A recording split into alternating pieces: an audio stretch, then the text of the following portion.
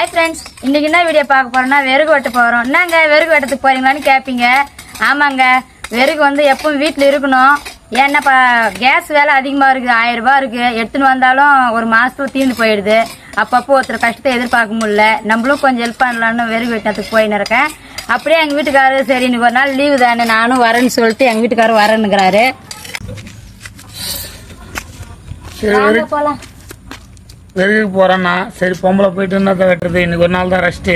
இருந்தாலும் நம்மளும் போயிட்டு வெட்டி போட்டா 4 நாள் தண்ணி காய வச்சுட்டுக்கோ சாப்பாடுக்கோ வரும்ல, அதனால் போகிறோம் ஃப்ரெண்ட்ஸ். டயர்டாக இருந்தாலும் எங்கள் வீட்டுக்கார் நைட் டியூட்டி செஞ்சுட்டு வந்தாங்க. இருந்தாலும் நீங்கள் வேணாங்க, நான் வீட்டு பக்கத்தில் தானே இருக்குது, நானே போய் வெட்டின்னு வந்துக்கிறேன்னா கூட இல்லை நான் வரவான்னு சொல்லிட்டு எனக்கு ஹெல்ப் பண்ணியிருக்காங்க. அதிகமாக அவங்க தான் வெட்டினாங்க. அந்த மரம் வெட்டுறதுக்கெல்லாம் ரொம்ப கஷ்டமாயிடுச்சுங்க. அப்படியே ஒரு கொடிங்கெல்லாம் அதிகமாக இருந்தது, அதை இழுக்கவே முடியல.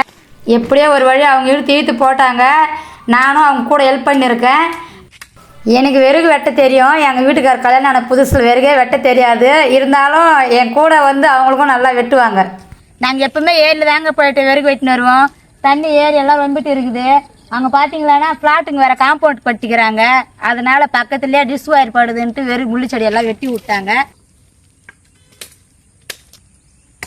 எங்கள் வீட்டு பக்கத்துலேயே எடுத்தனால எங்கள் பையன் ஒரு கட்டையை எடுத்துகிட்டு போய் வீட்டில் போட்டு வந்துருக்கான். அவங்க வெட்டி போகிற டைம்லேயே நானும் அது 2 வெட்டி வச்சுன்னு இருக்கேன். ஏன்னா அப்போ தான் ஒரே வாசிங்கே வெட்டி எடுத்துன்னு போயிடலாம் வீட்டுக்குன்ட்டு. நானும் எங்கள் வீட்டுக்காரர் வெறுகு வெட்டுறப்ப எங்கள் அக்கா, எங்கள் மாமா, எங்கள் பசங்க எல்லாம் கூட இங்கே தான் உக்காந்து இருக்காங்க. நல்லா ஜாலியாக பேசிட்டே வெறுகெல்லாம் வெட்டின்னு இருக்கோம்.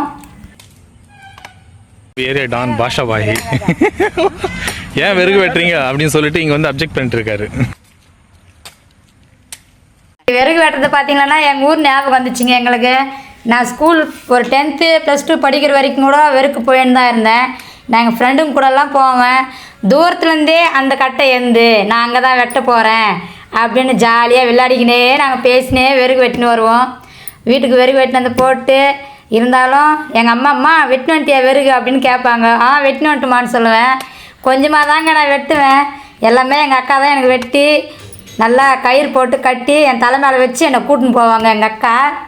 அதனால் ஜாலியாக போயிடுவோங்க. நாங்கள் எங்கள் ஊரில் பெரிய காடு இருக்கும். அங்கே நாங்கள் ஏதாவது வாங்கி சாப்பிட்றதுக்கு வாங்கிட்டு போயிடுவோம். எல்லாம் ஃப்ரெண்டுங்களும் சேர்ந்துக்கின்னு நல்லா உக்காந்து சாப்பிட்டு வெறுகெல்லாம் வெட்டின்னு சாயங்காலமாக தாங்க வருவோம் நாங்கள் வீட்டுக்கு காலையில் போனேன். இப்போ நான் வெறுகு எடுத்துன்னு போயினுங்க பார்த்து ஒன்று எடுத்துன்னு போகிறதுக்கு எப்படி எடுத்துன்னு போகுதுன்னு எங்கள் அக்காவும் எங்கள் மாமாவும் சிரிச்சுன்னு இருக்காங்க.